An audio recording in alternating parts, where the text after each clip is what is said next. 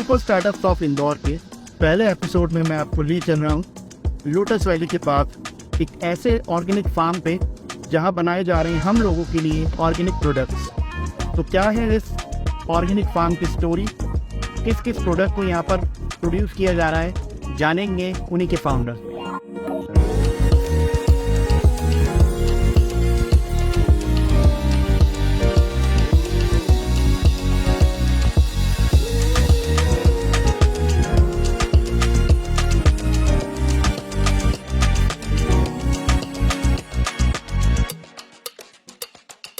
तो super startups of Indore के पहले एपिसोड के लिए मैं आ गया हूँ डीप रूट्स काऊ गिर फार्म और यहाँ पर अंकित जी हैं। हेलो अंकित जी, कैसे हैं? एकदम बढ़िया। और अंकित जी मुझे इस पूरे फार्म का टूर कराएंगे और जानेंगे कि आपके लिए और मेरे लिए क्या है इस फार्म में स्पेशल। सबसे पहले तो मैं ये जानना चाहूँगा what is this deep roots all about. Sir Ashish ji, कैसा है, डीप रूट्स हम लोगों ने जब स्टार्ट किया तो कंसेप्ट ये था कि जैसा हमारा नाम है deep roots, okay, and it is all based on कि अगर आप इंडियन कल्चर को देखें तो उसकी जड़ें बहुत गहरी है। बिल्कुल। अगर हम खाने पीने की चीज़ों में भी या रहन सहन की चीज़ों में भी अगर हम हमारी पुरानी पद्धतियों को अपनाते हैं तो हम हमारी लाइफस्टाइल में काफ़ी इम्प्रूवमेंट कर सकते हैं। ओके। उस चीज़ों को देखते हुए हमने हमारे पूरे इस कंसेप्ट को नाम दिया डीप रूट्स। अभी डीप रूट्स का एक और मीनिंग है सर, रूट्स का कंसेप्ट होता है सर, जिस तरह रूट्स का कंसेप्ट है स्टोर्स करना न्यूट्रिएंट्स को, ओके, और एक तरह का खजाना है न्यूट्रिएंट्स का जड़ों में पौधों के लिए, उसी तरह डीप रूट्स का विजन है एक स्टोर हाउस ऑफ न्यूट्रिएंट्स बनने का, कि हम जितना अच्छी से अच्छी चीज़ें, न्यूट्रिटिव चीज़ें लोगों तक पहुंचा सके, हम वो न्यूट्रिटिव चीज़ें लोगों तक पहुंचाना चाहते हैं। उस कंसेप्ट के साथ हमने डीप रूट्स फार्म की शुरुआत की। तो फार्म से थोड़ा सा एक मुझे भी कंफ्यूजन था कि ऑर्गेनिक फार्म क्या होता है, लेकिन यहाँ पर जब मैं अंदर पहुंचा तो आपने बताया कि हम लोग एक स्पेसिफिक प्रोडक्ट रेंज में काम कर रहे हैं। जी, तो वो थोड़ा सा और क्लैरिफाई करिए मेरी और ऑडियंस के लिए। बिल्कुल आशीष जी, हम लोगों ने डीप रूट्स फार्म की जो शुरुआत करी, जैसे हमको न्यूट्रिटिव चीज़ें पहुंचानी थी, काफ़ी रिसर्च किया, उसके बाद हमने पाया कि अगर हमें एग्रीकल्चर सेक्टर में या किसी चीज़ों में कुछ काम अच्छा न्यूट्रिटिव काम करना है तो हमें सबसे पहले नीड है गाय। ओके। गाय होगी तो बहुत सारे पर्पस फुलफिल होते हैं। ओके। पहला, हम लोगों तक अच्छे दूध और मिल्क प्रोडक्ट्स पहुंचा सकते हैं। ओके। उसके बाद गाय का जो मैन्योर है, जो गोबर निकल रहा है, उससे हम खेती के लिए काफ़ी अच्छे मैन्योर फर्टिलाइजर्स तैयार कर सकते हैं। गोमूत्र और गोबर दोनों का ही नीड होता है अगर आपको ऑर्गेनिक फार्मिंग करना है तो बेसिकली जो मुझे अब क्लैरिफाई हुआ है कि deep roots basically dairy products में डील करता है। अभी हम लोग डेयरी प्रोडक्ट्स में हैं और लेटर ऑन हम एक एक करके स्टेज वाइज प्रोडक्ट्स को इंक्रीज करेंगे। सबसे पहले हम लोगों ने दूध और डेयरी प्रोडक्ट्स, दूध घी से शुरुआत किया। अभी हमने उन्हीं प्रोडक्ट्स के साथ कुछ वैल्यू एडेड प्रोडक्ट्स बनाना स्टार्ट किए, जैसे अब हम मिठाइयाँ बना रहे हैं, हम न्यूट्रिटिव लड्डूस बना रहे हैं, and this all products are healthy. मतलब ऐसा नहीं है कि मिठाई है तो अनहेल्दी है। अगेन मैंने बताया, ट्रेडिशनली भी मिठाइयाँ बनती थी, तब लोग खा के बीमार नहीं होते थे। तो उसके इंग्रेडिएंट्स नेचुरल होने चाहिए, instead of preservatives and colour, सब नेचुरल इंग्रेडिएंट्स अगर उसके साथ डाले जाए तो कभी हार्म नहीं करेंगे। तो उसी चीजों पे हम काम कर रहे हैं। और जैसा कि मैं पढ़ भी रहा था आपके बारे में, ये जो आपका पूरा फार्म है ये सेल्फ सस्टेनेबल मॉडल पे चल रहा है जी। तो मुझे जानने में आया है कि यहाँ पर जो इवन गाय के लिए फॉडर बन रहा है या गाय जो चारा खा रही है जी, इवन जो उस चारे को उगाने के लिए जो खाद इस्तेमाल हो रहा है वो भी ऑर्गेनिक है। तो क्या है ये पूरा प्रोसेस, थोड़ा सा और मुझे डिटेल में बताइए जिससे क्लियर हम लोगों को भी समझ में आए कि ऑर्गेनिक प्रोडक्ट बेसिकली होते क्या है। वो रूट्स, जैसा आपने बताया कि रूट से ही वो चीजें हम लोग इंग्रेड कर रहे हैं चीजों में, तो वो उसके बारे में क्या है वो सर, इस फार्म पर पूरा प्रोसेस इंटीग्रेटेड है। ओके। गाय को अगर हम देखें तो खाने के लिए चारा चाहिए होता है, बिल्कुल, और कुछ कॉन्सेंट्रेट या दाना चाहिए होता है जिसके बेसिस पे वो हेल्दी रह सके और अच्छा दूध दे सके। तो हमने सबसे पहले फीड पर काम किया कि जो हमें गाय को खिलाना है, क्योंकि आप जैसा गाय को खिलाएंगे वो वैसा ही दूध देने वाला है। शायद एक कहा भी जाता है जैसा खाएंगे अन्न वैसा रहेगा मन। एग्जैक्टली। तो अगर वो चीज जब मनुष्य के लिए एप्लीकेबल है तो वही चीज गाय के लिए भी एप्लीकेबल है। तो हम लोगों ने सबसे पहले फोकस किया कि हम गाय को अच्छा कैसे खिलाएं। तो उसके लिए हरा चारा सबसे प्राइम रिक्वायरमेंट होता है, जो मोस्टली लोग जिसको इग्नोर करते हैं। इग्नोर इसलिए किया जाता है क्योंकि डेली चारा उगाना, उसे काटना, उसे फीड करना एक टीडियस टास्क है। तो लोग उसको अवॉइड करने के लिए क्या सोचते हैं, या तो हरा चारा कंप्लीटली अवॉइड कर देते कि खिलाना ही नहीं है, क्योंकि दूध तो गाय बिना हरा चारा खाए भी देगी, पर न्यूट्रिटिव कितना रहेगा वो क्वेश्चनेबल है। पर क्योंकि टीडियस टास्क है इसलिए लोग उसे अवॉइड करने की कोशिश करते हैं कि ना खिलाएं तो बेटर है। फिर सब समझ में आया कि यार ना खिलाना प्रॉब्लम है तो उसका शॉर्टकट क्या लगाया जाए। तो एक शॉर्टकट क्रिएट करने के लिए लोग साइलेज भी बनाते हैं। साइलेज इज लाइक जैसे हम अचार बनाते हैं उस तरह के हरे चारे का एक साइलेज है कि आपने हरे चारे को प्रिजर्व करके रख लिया है साल भर के लिए, अब आप साल भर उस हरे चारे को खिला सकते हैं। पर अब जैसा हम भी जानते हैं अचार खाने के साथ थोड़ा ही अच्छा लगता है। आप सोचे कि आप रोटी दाल छोड़ के सिर्फ अचार खा के जिएंगे तो वो भी संभव नहीं है। तो हरे चारे की अपनी एक अहमियत है और उसी अहमियत को देखते हुए हम लोगों ने, अगर मैं आपको दिखाऊंगा सारे हमारे फील्ड्स, ऑर्गेनिक फील्ड्स, तो वहां पर सारा हरा चारा इन हाउस ही लगाया जाता है अपने ही खेतों में और पूरा जैविक तरीके से इसी गाय के गोबर और गोमूत्र को यूज करके हम हरे चारा लगा रहे हैं। अंकित जी, आप अभी मुझे बता रहे थे वर्मी कंपोस्ट के बारे में। जी जी, तो क्या है ये कॉन्सेप्ट, थोड़ा सा और डिटेल में बताएंगे? जी मैं आपको बिल्कुल बताता हूँ। जैसा कि हम सेल्फ सस्टेनेबल की बातें करते हैं, हमें सारे गाय के काम में सबसे बड़ा फायदा ये है कि आप सारी चीजें यहीं यूज कर सकते हैं, कुछ भी वेस्ट नहीं होता है। ओके। तो गोबर से हम जीवामृत बना रहे हैं अपने खेतों के लिए क्योंकि वो लिक्विड है।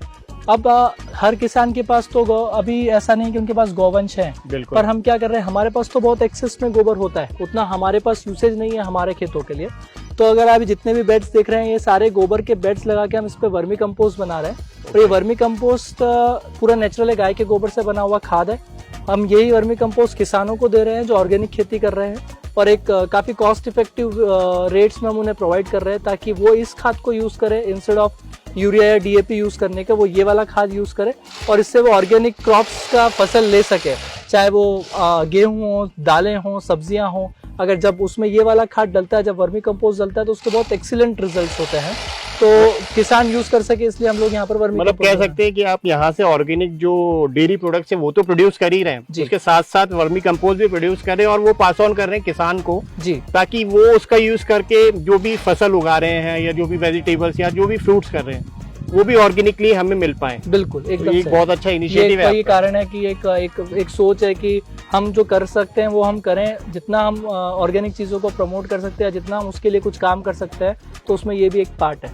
तो ये तो रही चारे की बात जी, और ये तो रही वर्मी कंपोस्ट की बात। गाय कहाँ है? मतलब अल्टीमेटली हम लोग तो वही देखने आए कि गिर गाय क्या होती है। मतलब थोड़ा सा एक वो कॉन्सेप्ट भी क्लियर करना है कि गिर गाय क्या होती है जी जी जी, और कैसे ऑर्गेनिकली ये जो पूरा प्रोसेस फॉलो किया जा रहा है और कैसे आप सेल्फ सस्टेनेबल मॉडल पे यहाँ पर काम कर रहे हैं जी, उसके बारे में मुझे थोड़ी सी और गायों के साथ इन्फॉर्मेशन बिल्कुल दिखाते हैं आपको। तो आशीष जी आइए, सबसे पहले मैं आपको हमारा काफ सेक्शन दिखाता हूँ। बिल्कुल। यहाँ पर वो छोटे बच्चे जो अभी दूध पी रहे होते हैं वो बच्चों का ये सेक्शन होता है। तो ये आप देखेंगे यहाँ पर ये सारे जो छोटे बच्चे आपको दिख रहे हैं ये सारे वो बच्चे हैं जो अभी जो कहीं ना कहीं फीड पे, जो अभी गाय के दूध पे हैं। कम या ज्यादा उनकी एज पे डिपेंड करता है कि कितना फीड इंटेक मिल्क का वो ले रहे हैं। वो सारे बच्चे यहाँ होते हैं और आप दूध में एक अधिकतर प्रॉब्लम जो देखते हैं किसानों के साथ वो ये होता है कि वो नेक्स्ट जनरेशन पे बिल्कुल भी ध्यान नहीं देते हैं। नेक्स्ट जनरेशन को बड़ा करने के ऊपर उनका फोकस होता है पूरा कितना दूध मिल पाए। हमारे यहाँ पे कंसेप्ट है आशीष भी, हम क्या करते हैं कि गाय के 4 आंचल हैं तो उसमें से 1 आंचल बच्चे का फिक्स है और 3 आंचल का हम लोग दूध निकालते हैं। तो 1 आंचल बच्चे को देने का पर्पस ये होता है कि उसको एथिकली उसका दूध मिल जाए और बाकी का दूध हमारे पास आ सके, जो हम दूध से हम उसको हमारे कमर्शियल चीजों के लिए यूज करते हैं। तो मोर ओवर ये एक आपका सोशल, कह सकते हैं सोशल एस्पेक्ट भी है कि आप सारा दूध मिल्क ना करके जी इस बच्चे के लिए भी कुछ रख रहे हैं और ये भी उस चीज को यूटिलाइज कर पा रहे हैं क्योंकि इन्हीं के लिए दूध आया है। और नॉर्मली अगर आप देखेंगे एक गाय के पास अगर 7 से 8 लीटर दूध एक टाइम का होता है तो एक आंचल में तकरीबन 1.5 से 2 लीटर दूध होता है एक टाइम का, जो इनकी फीड के लिए सफिशिएंट होता है। उससे ज्यादा दूध पी ले तो इन्हें भी लूज मोशन हो जाते हैं। और लगभग अभी कितने काफ्स हमारे पास हैं? अभी सर छोटे और ये जो यहाँ पर काफ्स वाले सेक्शन में यहाँ करीब 40-45 काफ्स हैं हम लोग के पास अभी। ओके जी। और किसान क्या करता है, उसे दूध पिलाना पड़ता है तो उसे लॉस ऑफ प्रोडक्शन लगता है, तो वो जो चिका या जो खीस होता है वो तब तक दूध पिलाते हैं और जैसे ही वो खत्म हुआ और दूध अभी पूरा क्लियर हो गया है कंजम्पशन के लिए तो उन्हें दूध पिलाना बंद कर देते हैं। अब प्रॉब्लम क्या होता है, इतना छोटा बच्चा जो 8 या 10 दिन का है, अगर उसे दूध मिलना बंद हो जाए तो वो जिंदा नहीं बचेगा। बिल्कुल नहीं। अब वो जिंदा नहीं बचेगा तो प्रॉब्लम क्या है, आपको दूध कोई भी गाय हो या भैंस हो वो दूध बच्चे के लिए प्रोड्यूस करती है, सब हार्मोनल है। जब काफ सकलिंग करता है उसके मदर के टीट को, सकलिंग करने से हार्मोन रिलीज होते हैं जिससे दूध आता है। अब काफ ही नहीं है तो हार्मोन कैसे रिलीज होंगे? मतलब सेम जो प्रोसेस ह्यूमन एक प्रोसेस होता है कि हम लोग बच्चे को भी लगभग 1 साल तक तो वो फीड करते हैं, उसके बाद वो दूसरा इंटेक लेना शुरू करता है। सेम चीज हमारे काफ्स के साथ भी रहता है जी, कि ये भी पहले तो प्रायरली दूध पे डिपेंडेंट रहते हैं। दूध पे डिपेंडेंट है। अब अगर बच्चा नहीं है, दूध नहीं है, अब दूध का इंटेक नहीं आने वाला क्योंकि हार्मोनल डिसबैलेंस हो गया है, काफ का सक्लिंग ही नहीं है तो हार्मोन रिलीज नहीं हो रहे हैं। तो किसान क्या करते हैं, वो एकदम सस्ती क्वालिटी का जो ऑक्सीटोसिन आता है वो एवरी दिन 2 टाइम गायों को भैंसों को देते हैं और दूध निकालते हैं। उसका सबसे बड़ा प्रोडक्शन इंक्रीज करने के लिए, दूध लेट डाउन करने के लिए, वरना दूध ही रिलीज नहीं करेगी गाय या भैंसों की, बच्चा तो है ही नहीं। ओके। अब वो हार्मोनल इंजेक्शन के डिसएडवांटेज ये है कि जो आपने गाय या भैंस को दिया है उसके शरीर में वो आपके पास दूध के फॉर्म में वापस आना ही है। तो जितना भी आप फीमेल्स में पीसीओडी का हार्मोनल डिसबैलेंस के जो प्रॉब्लम्स आप देख रहे हैं उसका मेजर रीजन ये एक कारण होता है। दूसरा, बच्चों में जितनी आप अर्ली ग्रोथ देख रहे हैं, टाइम से पहले जो फिजिकल ग्रोथ हो रहा है, उसका भी एक कारण ये हार्मोनल इम्बैलेंस है जो डेयरी के थ्रू लोगों तक पहुंच रहा है। तो मतलब कुल मिला के इसके साइड इफेक्ट बहुत सारे हैं जो हमें नहीं दिखते हैं, लेकिन वो लॉन्ग टर्म में होते हैं। बिल्कुल बिल्कुल, उन्हें हम निगलेक्ट नहीं कर सकते। तो ये तो रहा हमारा काव सेक्शन जी। अब मुझे जो मिल्किंग वाली जो काव है उनके बारे में थोड़ा सा बताइए। वहां जाने के पहले हम आपको मिल्किंग सेक्शन दिखाते हैं जहां हम मिल्किंग कर रहे हैं। ये क्योंकि ये काफ सेक्शन होता है तो, और ये काफ सेक्शन के बाद हम लोगों ने कैसा किया है आशीष भाई कि इसी के साथ ये वाला जो सेक्शन आप देख रहे हैं ये हमारा मिल्किंग सेक्शन है। ओके। हमारी सारी गाय उधर साइड शेड में होती है। जिस वहां से गायों को हम यहाँ लेके आते हैं मिल्किंग के लिए, यहाँ से उनके बच्चों को लाया जाता है दूध पिलाने के लिए। जब यहाँ मिल्किंग होता है, मिल्किंग होने के बाद बच्चे वापस उनके शेड में चले जाते हैं और गाय वापस उनके शेड में चली जाती है। ओके। उसी तरीके से हम लोगों ने यहाँ पर शेड डिजाइन किया। और मिल्किंग पूरा हमारा ऑटोमेशन प्रोसेस है। मिल्किंग पूरा ऑटोमेशन प्रोसेस है। हम लोग मशीन मिल्किंग यूज कर रहे हैं। कहीं भी ह्यूमन कॉन्टेक्ट एज सच वैसा वाला नहीं रहता। देखिए, ह्यूमन इन्वॉल्वमेंट तो रहेगा, बट मशीन से 2 फायदे हैं बेसिकली। सबसे पहला फायदा, लोगों को कई बार ऐसा लगता है कि मशीन मिल्किंग है तो हार्मफुल है गायों के लिए, बट ऐसा नहीं रहता है। ह्यूमन का जो फोर्स है वो इनफैक्ट ज्यादा है, physical force at A time, जितना मशीन वैक्यूम प्रेशर से लेती है। उसमें हम वैल्यू सेट कर सकते हैं। एग्जैक्टली, वैल्यू सेट कर सकते हो। हर इंसान की वैल्यू आप अलग अलग सेट नहीं कर सकते, सबका अपना तरीका होता है। और एक और प्रॉब्लम क्या होता है कि जब ये वाली जो मशीन है सब मतलब आप बोल लीजिए हाई टेक्निकल मशीन्स है, तो इसमें कैसा होता है कि जब मिल्क का लेट डाउन हो रहा है तब उसका प्रेशर जितना है, अगर मिल्क लेट डाउन नहीं होता तो उसका प्रेशर रिड्यूस होके वो मसाजिंग मोड पे चली जाती है। अच्छा, तो ये मशीन मिल्किंग का काम भी कर रही है लेकिन सेम टाइम मसाजिंग का काम भी कर रही है। तो वो प्रॉब्लम नहीं हो रहा है कि कंटिन्यूस मिल्क ही निकालना है आपको। अभी टेक्नोलॉजी बहुत एडवांस हो गया है, तो हमारी सोच वही रहती है कि ट्रेडिशनली काम करके हम जितना मैकेनाइज कर सके चीजों को उतनी तरीके से करें। तो हम लोग गाय की हर उस कंफर्ट का, हर उस ईज का भी ध्यान रख रहे हैं मिल्किंग के टाइम, जो शायद अन्य लोग ना रखते हों। हाँ, कोशिश यही है कि किसी को हार्म नहीं करना है और अच्छे से अच्छी चीज करनी है। तो आशीष जी, अब मैं आपको गायों के शेड्स दिखाता हूँ। कह सकते हैं ये हमारा मेन सेक्शन है और यहीं से पूरा प्रोडक्शन हो रहा है। इन गायों से ही पूरा हमें दूध मिल रहा है। जी जी जी। ओके, सबसे पहले तो मुझे ये क्लियर करिए कि गिर गाय का क्या कॉन्सेप्ट है। मैं आपको गिर गाय का कंसेप्ट भी क्लियर करूंगा। हम एक आध गाय को इधर बुलाएंगे तो मैं आपको पूरा पास से आ जाएंगी। तो ये नंबरिंग से आती है या इनके कुछ नाम? इनके सबके नाम है आशीष भैया, सबके नाम दे रखे हैं। हर गाय का एक टैग नंबर भी दिया हुआ है, एक नाम भी दिया हुआ है। हम लोग को तो नाम याद रहते हैं, पर अगर लेबर नया आया है उसे एकदम से नाम याद ना हो तो एटलीस्ट टैग से वो आइडेंटिफाई, क्योंकि दिखने में सब एक जैसी होती है तो एकदम से आइडेंटिफाई ना हो पाए, इसलिए हम लोगों ने टैग नंबर भी दिया हुआ है। तो ये सारी गाय हैं जो अभी मिल्किंग वाली गाय हैं इस सेक्शन में, और अभी ये उनका रेस्ट टाइम होता है। बट अभी आप देखेंगे तो ये गिर गाय का जो आप मुझे बता रहे थे वो क्या था? गिर गाय का आइडेंटिफिकेशन अगर आप देखेंगे तो मोस्टली इनका एक हम्प होता है, ये जो कंधे जैसा आपको दिख रहा है जी, ये हम्प होता है। ये हम्प किसी भी नेटिव ब्रीड जो इंडिया की ब्रीड है गायों में, उनमें सब में आपको ये हम्प मिलेगा। वो गिर में भी मिलेगा, ये सारी गिर ब्रीड है, वो गिर में भी मिलेगा, साहिवाल में भी मिलेगा, काकरेज, थारपारकर, हर देसी नस्ल की गाय में आपको ये हम्प मिलेगा। और गिर का स्पेसिफिक जो एक आइडेंटिफिकेशन होता है वो उसका हेड होता है जो काफी ब्रॉड होता है और उसके बहुत लंबे कान होते हैं। अगर आप उधर देखेंगे तो आप सभी में सभी के लगभग लंबे कान हैं और काफी ब्रॉड हेड होता है उनका। ओके, तो ये उनका मेजर आइडेंटिफिकेशन मार्क होता है गिर ब्रीड में। वैसे और मैं देख पा रहा हूँ उधर भी एक अलग से सेक्शन है, वो क्या सेक्शन है? आइए वो भी मैं सेक्शन आपको दिखाता हूँ। ये सारी हमारी मिल्किंग काऊ है। हाँ, ये सारी मिल्किंग काऊ। और ओवरऑल अभी कितनी काऊ हैं जो अभी सर हमारे पास इस वाले सेक्शन में अगर आप देखेंगे तो ये अराउंड 55 काउस है यहाँ पर। ओके जी, वैसा ये वाला जो सेक्शन है आशीष भाई, ये सेक्शन हमारा हीफर सेक्शन हम लोग बोलते हैं। मतलब इसमें जितने भी आप लाइव स्टॉक देख रहे हैं, हर्ड देख रहे हैं, ये वैसा है जिसने अभी तक एक भी बार बच्चा नहीं दिया है। ओके। इसमें प्रेग्नेंट हीफर्स भी हैं, नॉन प्रेग्नेंट हीफर्स भी है। नॉर्मली इनका एज 9 मंथ 10 मंथ जब से दूध छूटता है तब से लेके 3 साल तक का जो एज ग्रुप है वो नॉर्मली हम लोग इस सेक्शन में रखते हैं। कह सकते हैं काफ के बाद का जो सेक्शन है वो ये सेक्शन है जी, और यहाँ से वो इधर सेक्शन है वो उधर शिफ्ट होती है। एकदम सही, पूरा चेन है, ये पूरा एक चेन है। अब ये सब आ जाएंगे आपके पास मिलने आपसे। ये एक गिर का स्पेशलिटी है, बहुत फ्रेंडली होती है और बहुत कूल टेम्परामेंट वाली होती है। आप इनके सिर पे हाथ फेर दीजिए तो ये आराम से आपको आज सब आ जाएंगे आपसे प्यार करवाने के लिए, वैसा है। आओ। सर कहते हैं ना जानवर और इंसान दोनों प्यार के ही तो भूखा है। हाँ, एकदम सही बात है। तो अंकित सर, ये तो रही चारे की बात और गायों की बात। मैं जब जा रहा था यहाँ से निकल रहा था तो मैंने ये 4 बाउल भी देखे। जी जी। तो ये क्या है, ये क्या चीज है? आशीष भाई, जैसे मैं आपको बता रहा था कि गायों को चारे के साथ साथ बाटा या कॉन्सेंट्रेट जिसको हम बोलते हैं वो भी खिलाना होता है। आप आम भाषा में मार्केट में पशु आहार काफी सारे एडवर्टाइजमेंट भी देखते हैं हम लोग देखते हैं आप।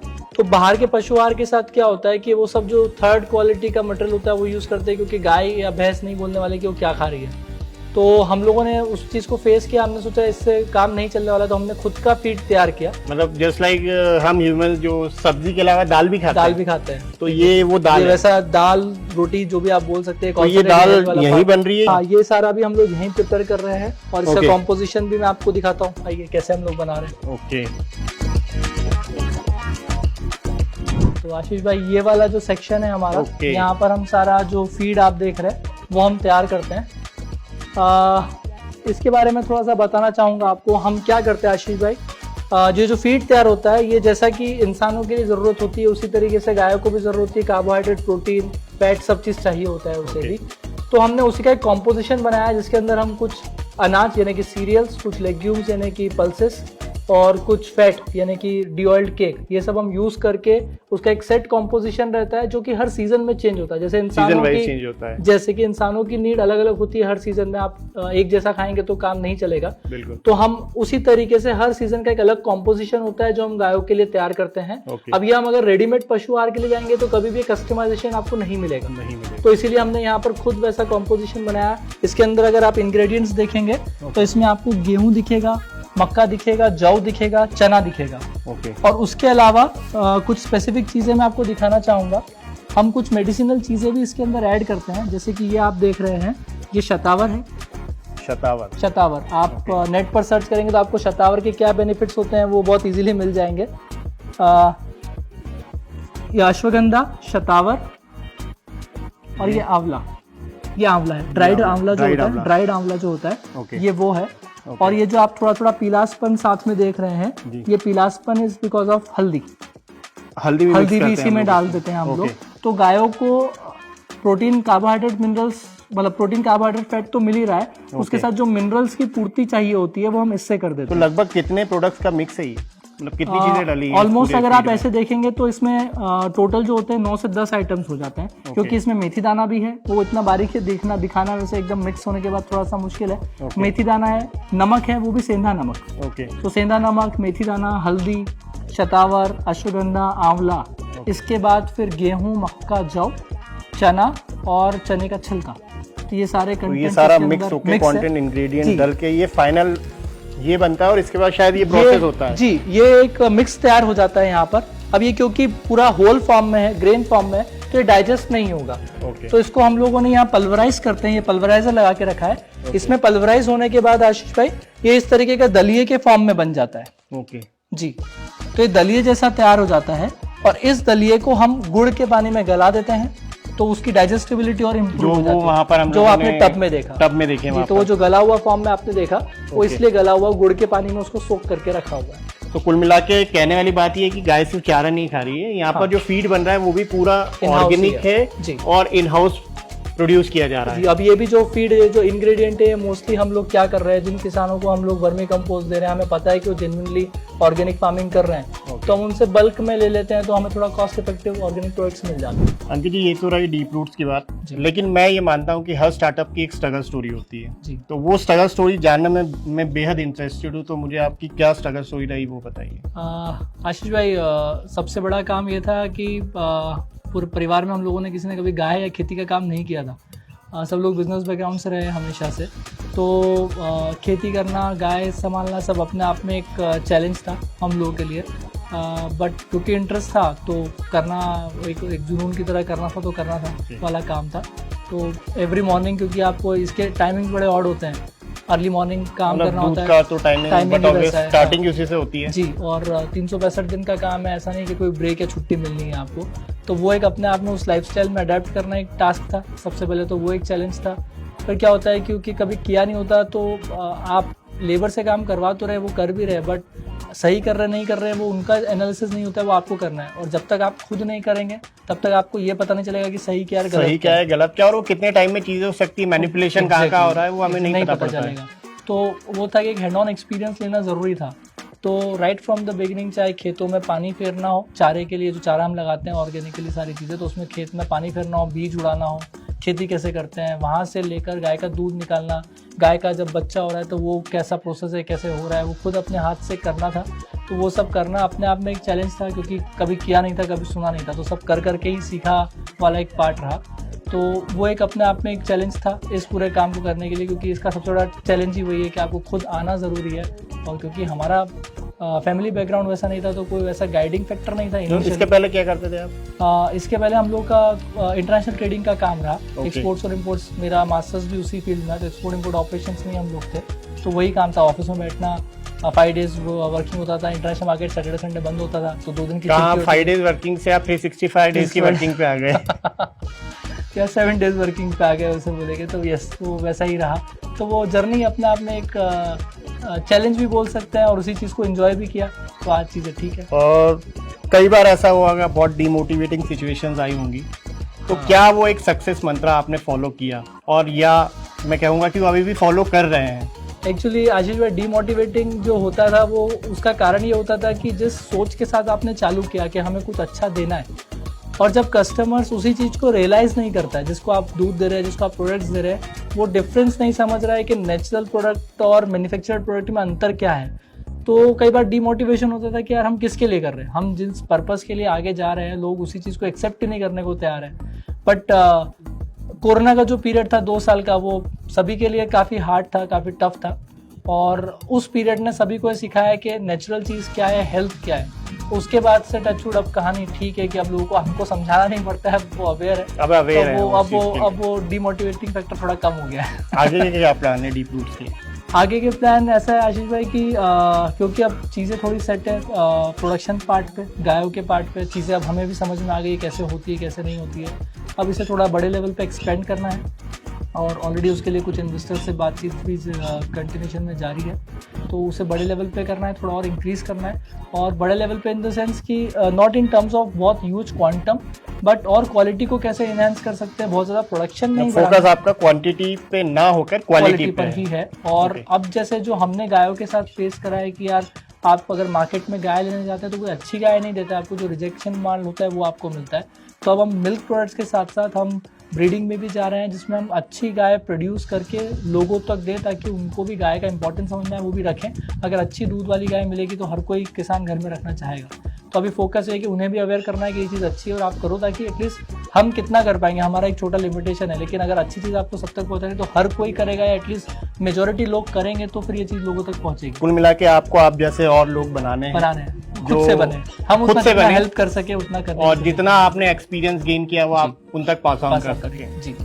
सुपर स्टार्टअप्स ऑफ इंदौर के पहले एपिसोड में ये था मेरा आज का टूर डीप रूट्स का। ऐसे ही और अमेजिंग स्टार्टअप स्टोरीज के लिए जुड़े रहें आप इंदौर टॉक से।